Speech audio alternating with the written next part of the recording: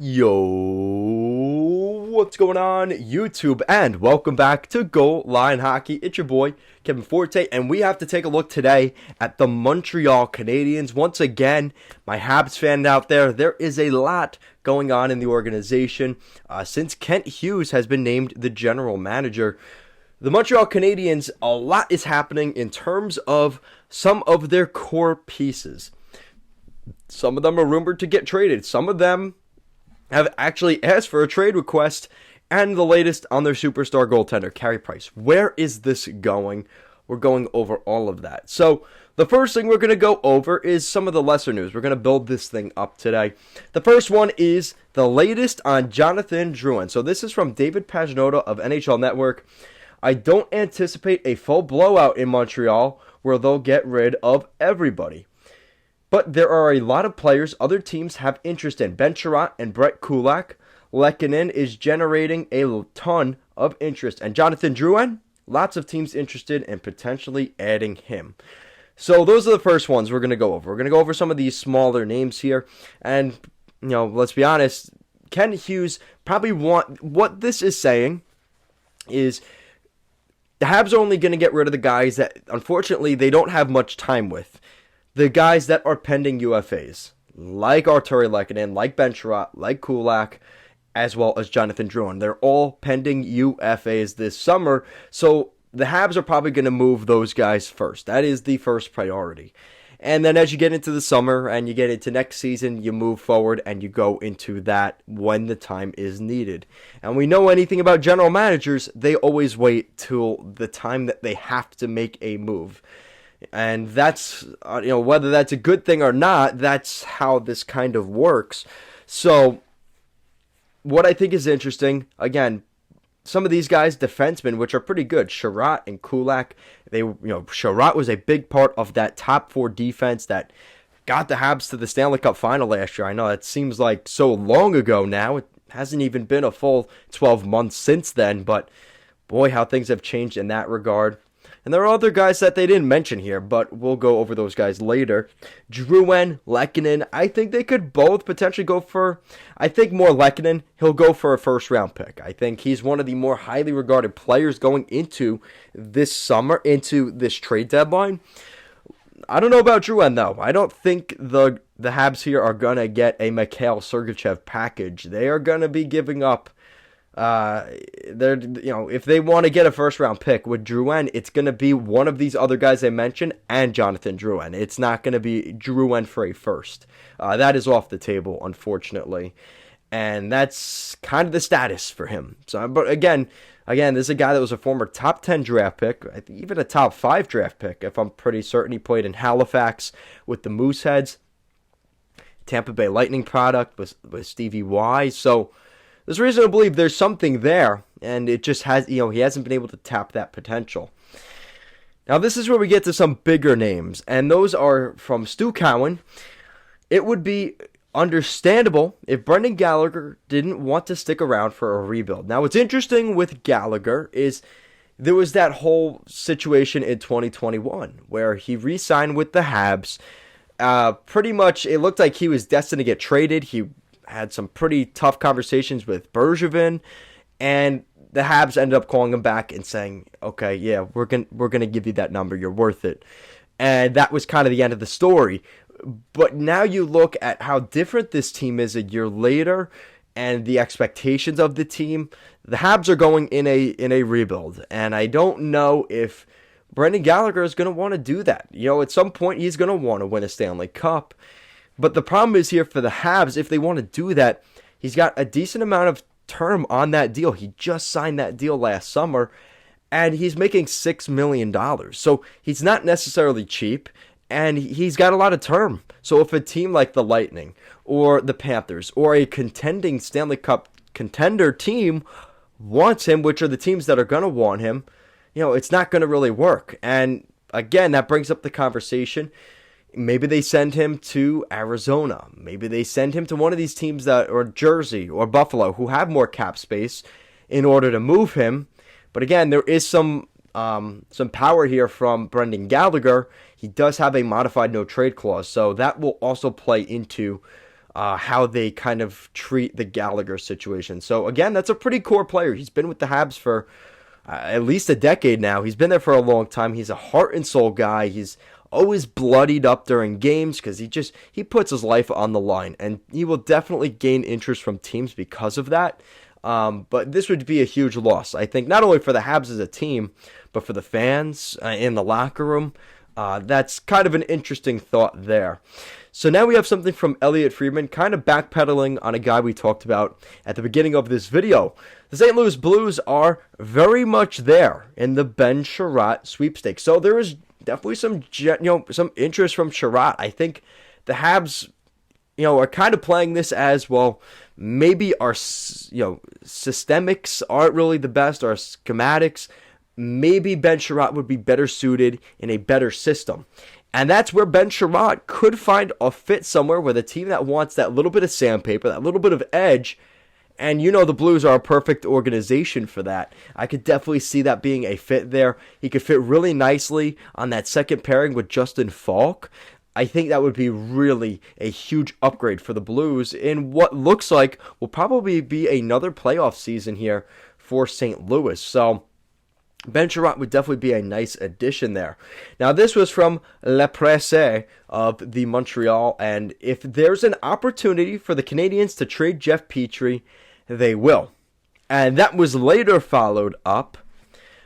Just a couple weeks later, Jeff Petry has reportedly asked for a trade out of Montreal. He will likely be with a new team before fall of next season. So that is where things kind of take the next step. And then we get the official that Jeff Petry has requested a trade out of Montreal. And that kind of tailspins into what we're hearing about maybe ties to the Dallas Stars. And I think that would be a very good destination for Jeff Petry. Let me see if I could find it for you guys here. So this was from TSN's Insider Trading, Pierre LeBrun. Teams around the league are finding out that Jeff Petry is available. Sense is that he would welcome a trade.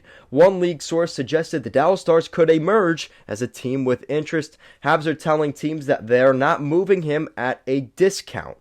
So that was the first one. And then from Pierre LeBrun kind of following that up, that Dallas seems to be the big team for Jeff Petry. Now, what I think is interesting about that, it kind of tells the story about the Dallas Stars to some extent. A team that everybody's talking about maybe trying to sell at the deadline. Joe Pavelski, Radulov, Klingberg. Maybe they're looking for a replacement already for Klingberg in a guy like Jeff Petry. I think that's kind of an interesting take.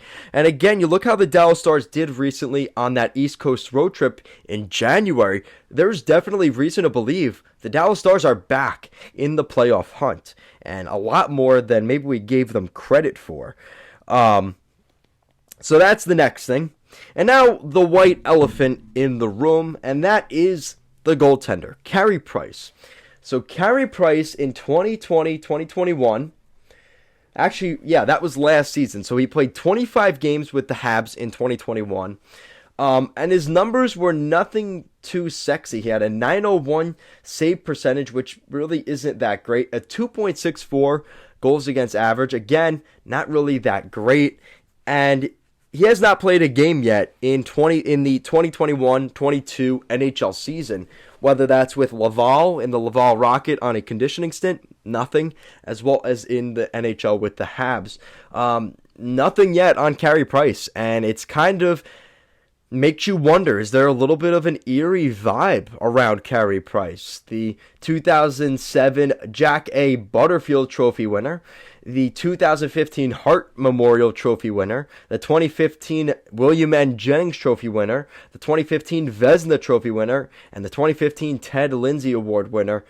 The biggest problem with Carey Price, with the uncertainty around him and his health, he's making $10.5 million per season until 2026. That is a long contract for Carey Price, who just turned 34 years old. Will turn 35 this summer in August. That's not going to look good. And it's not looking good right now for Carey Price. So we had a little bit of an article here. Give me a second. Yikes. Okay, so here we go. This was an article. So despite being sidelined all season for a team that has struggled immensely, Montreal Canadiens goaltender Carey Price still hopes to return at some point before the end of the 2021-22 NHL campaign. Price, who is 34, proved to the world during the 2021 Stanley Cup playoffs that he is in fact still a world-class goaltender, leading the Habs all the way to the Stanley Cup final. Unfortunately, he has not been able to build off of that success, as he has yet to appear in this current NHL season. Prior to the season beginning, it was announced Price would voluntarily enter the NHL's Player Assistance Program, and that's where things kind of spun into full gear. The BC native has still been unable to play due to a knee injury that he required surgery for this past summer. On Sunday, the veteran netminder spoke to the media about what his future holds, including the possibility that his knee injury could potentially be career-threatening. So, not only is the potential of him playing this season on the line, potentially his entire NHL career could be on the line here. And as a Habs fan, if you're looking at trade value, his value just sunk based off of this recent information. And this was Carey Price. Listen, you never know. That's the best he could give us. There's always a possibility. There's a lot going on over the next couple of weeks that will determine the rest of my season. Probably a little bit more than that. So I'm obviously anxious myself to find out some answers. I don't know them right now, but we'll find out soon enough. So it's just hope. It's selling hope. And this is kind of something that, you're looking as you're the new general manager, Kent Hughes, right? You have $10.5 million locked up for the next 4 seasons on Carey Price, who who isn't even certain that he will ever play in the NHL again. What do the Habs do here? Because this is a goaltender that is a franchise goaltender for the Habs, and was his last playoff game last year in 2021 in the Stanley Cup final. He was incredible for the Habs. And it's just so frustrating that this is where the Habs are at. You look at 43 games this season, they are 8-28-7. And it just maybe shows Habs fans how much they should have appreciated Carey Price in Montreal, because without him, this was practically the same roster. They had the same head coach. And again, other than Philip Deneau and Kotkaniemi who left, and you could argue Deneau leaving is a huge factor here as well, yes. But this team is not that different, but Carey Price is not in the picture. And Shea Weber, of course, that's part of it too. But Carey Price is so critical to this team. And unfortunately for the Habs fans, they're kind of seeing that play out right now in the worst possible way. And it's got to be frustrating. I know the Habs fans want to see some light here. They've got some new management. But if you have $10.5 million in a contract for a guy that potentially may never play again, that is really rough. That is a tough pill to swallow. And the Habs are kind of in for it now. So guys, let me know what you think in the comment section down below. Do the Habs trade Carey Price at a lower deal just to get rid of his contract? Do they buy out Carey Price? Do they hold out hope until 2026 when he inevitably leaves? Let me know what you guys think. Guys, thank you so much for watching this video, and I will see you again next time.